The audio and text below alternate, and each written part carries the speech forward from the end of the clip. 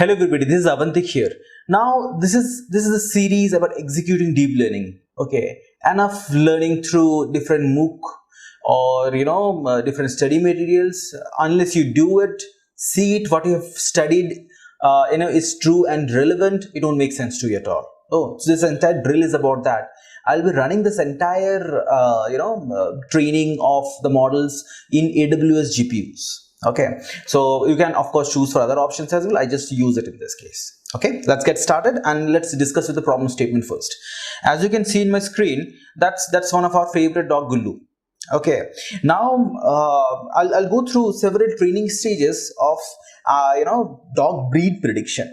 We have data set which consists of 120 breeds of dogs of over 10k plus images. Okay, so I'll train it and I'll see at various stages what are the top 5 prediction that it makes. Okay, or top 3 prediction that it makes, and see how close can we get to this. Okay, so let's get started. Okay, so this is the data set can be found here. Kaggle breed, dog breed identification. Thanks to Kaggle for making it open to everybody. We have used the data set. You can get hold of that. And there is a labels.csv file. Okay, so this is how it looks like. Okay, you can see this is some ID and this is the breed of the ID. Okay, so and if you want to see how the data looks like these are like different dogs here, and this is the ID. So you have a ID to breed mapping file, and you have the data. Okay, this is what we got now.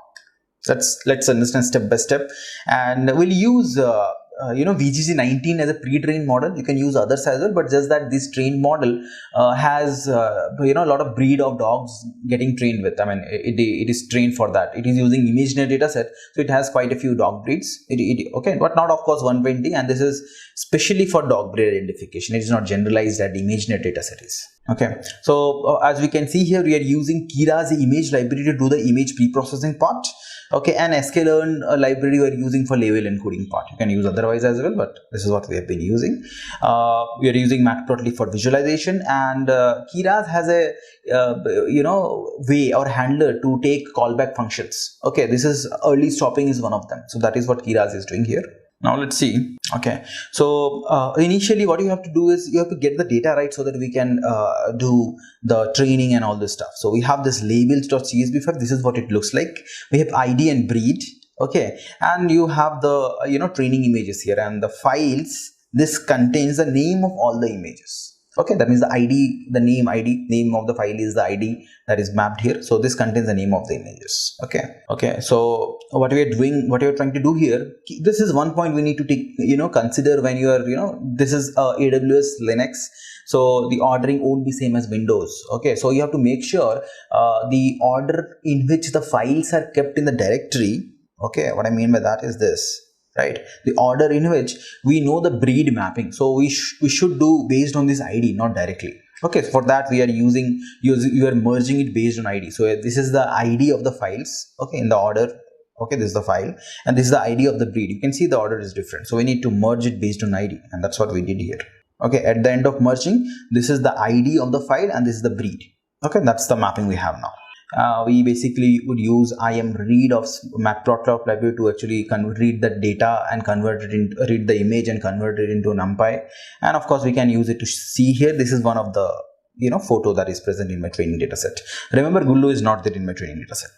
Okay, that's our favorite dog, Gullu. Okay, it's not there in the training data set.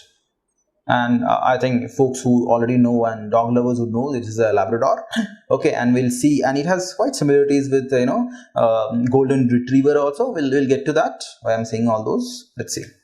So we have the data ready. We have the mapping information. Then that means this is what it is. This is the ID of the file. This is the breed. Okay. So what is the first thing that you need to do? You need to convert this ID into the contents of the image. So for that, what we have to do is we need to this is one thing that we have to convert images to NumPy array. Okay, basically we need, this is 10,222 images, and each image we are reshaping it to 224 cross 3. That's because VGG wants that by default. Okay, we can use others also, but that is the default thing for VGG. So that's what we will be doing. 224 3 and 10,222 images. So you can imagine 10k images stacked over each other. That's what Okay, and when you're in the neural network world, your output should be the target should be as one hot vector. So we have 120 breeds of dogs class here. Okay, dogs breed here. Let's see. So label info breed unique. This is giving me 120. So we know that the training data has 120 breeds of dog. Okay, so that's what. So we are using label encoder to convert this into number, and then you are using to categorical to convert each number into vector. Okay, each number into vector.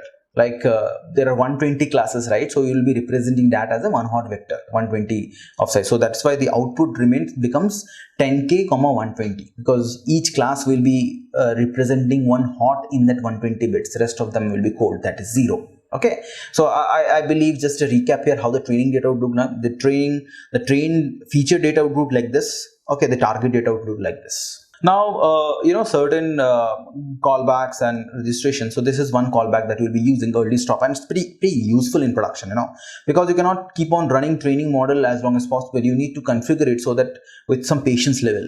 Okay, patience level, we are creating an early stop here. What happens by this is, if the model stop converging, because of this guy, the execution will stop. Okay, and you can mention how many iterations if the model does not converge. Okay, if it is 2, that means if first time it reaches 2 times the same value of certain loss or accuracy, will stop over there. Okay, so now that we are ready with the data creation part, from files we actually convert into numpy, we from labels we convert into a vector. Okay, then one hot encoder, like time to basically create the model now. And as we discussed earlier, we'll be using VGG19 here. Okay, you can give it a shot with other models as well. I'm using VGG19 because of limited layers here. Okay, and the good results it has shown in the past. Okay, so we'll be using that, and in the first attempt, what will I do is, I'll just get the model. Okay, these are pre-trained model, that means you have weights and it's all trained for you. Okay, I want to just remove the last layer, because last layer is trying to identify more complex information. In this case, it was trying to identify one of those 1000 classes. Okay, I am stripping that out by mentioning it here, include top is equal to false. Okay, now post that, what you're doing here is, we are actually after this we are trying to create a next layer. Okay, and the next layer consists of something known as global average polling 2D. Let me explain what it means. Okay, this is not my diagram, I got it from internet, and okay, thanks to folks who created this. Okay, so what is this global average polling? So before this layer, it is all playing with the same spatial dimension, like means the data, the image, right? It has some spatial dimension, so height, width, and depth is there. So what this global average polling tool is, it actually prevents overfitting by reducing the content. As you can see here, rather than height and width, it just retained the depth part of it and made it one dimensional. And that is what your global average polling 2D does. It actually prevents overfitting. It converts your data from this format to this format. Okay, that's what it is doing, and you are basically connecting it to the output of the current whatever state you have. You are connecting it to that global. Then you have a dropout. Dropout will actually further reduce 20% of the neurons from learning the parameter, learning the weights. Okay, that's what it is doing. This will prevent overfitting the last layers. Okay, and number of classes that you are trying to identify is 20, and you are basically doing a multi-class classification, so it's softmax. Okay, this is the layer that got created now. Now we need to integrate this layer with the train model. We created the layer using the configuration of the previous information. Now we need to do the integration, and this integration part is actually done by this function model. Okay, as you can see here, this is the one which is doing the integration. This is the input output.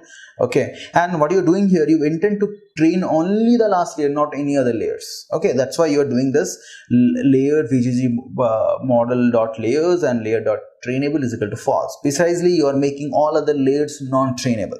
Okay, and when you are compiling it, model.compile, you have to mention categorical cross enrollment because it is multi-class classification. Optimizer, we is using ADOM optimizer here. Okay, of course, there is a decision making that you do. You can try SGD and other thing, but VGG19 works well with this.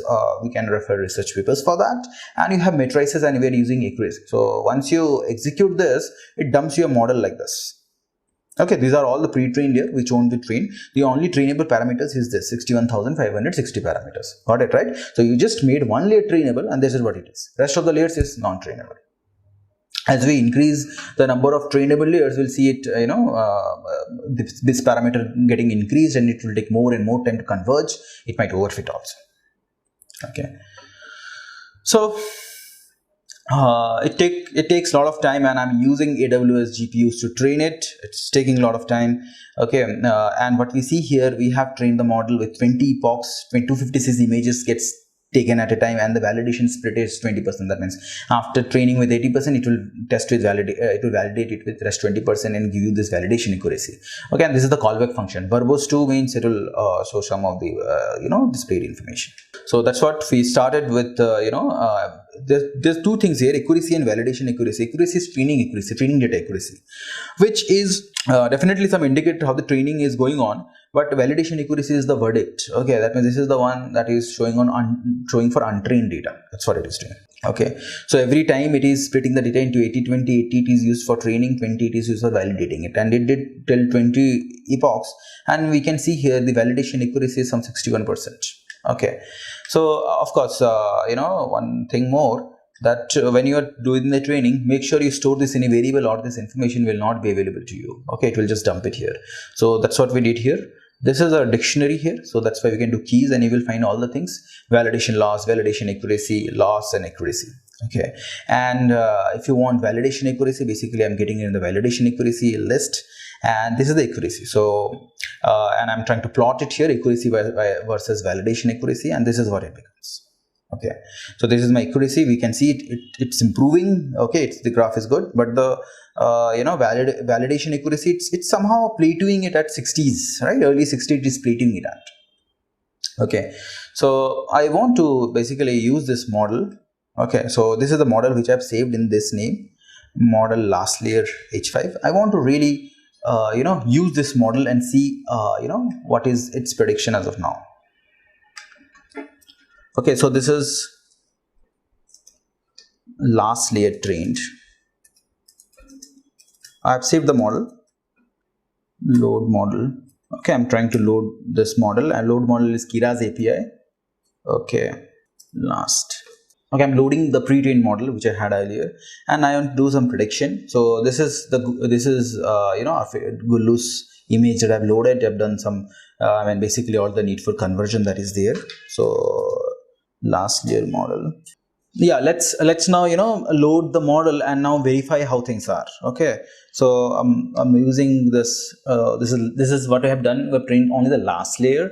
Okay, with whatever data set we had. That's it. We are now loading this image, the model, and after loading model, we have Gullu's data already loaded here. The image, it's being pre-processed to the size that we need. So we basically would call the predict function, and we can pass the image data here. Okay, this should return you a result. Remember, the result will be a vector of 120 size, where each value will correspond to the probability of it belonging to that particular class. So we can have top 3, top 5, whatever we have. So this is what it is. So we want to basically see top 5 prediction of it. Okay, what is the situation now? So okay, so this is basically returning your top 5. Okay, so what it is doing here, it is sorting it, getting the last 5. Okay, and this is what it is. So this is the indexes here, right?